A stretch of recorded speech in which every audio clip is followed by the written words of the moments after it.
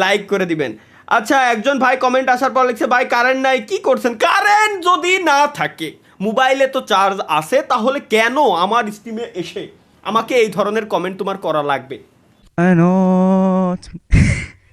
আজ পর্যন্ত আমি বুঝতে পারলাম না কারেন্ট না থাকার পর কেন আমার কাছে এই কমেন্টটা আসে। এমডি জীবন হোসেন ভাই, ভাই মাফ করলে ভুল করে দিয়েন। অবশ্যই ভাই, জীবনে ভুল করা হচ্ছে সব থেকে বড় মহৎ কাজ। আপনি যদি মাফ করে থাকেন তাহলে অবশ্যই আপনাকে ভুল করা যাবে। মাফ করলে ভুল করে দিয়েন।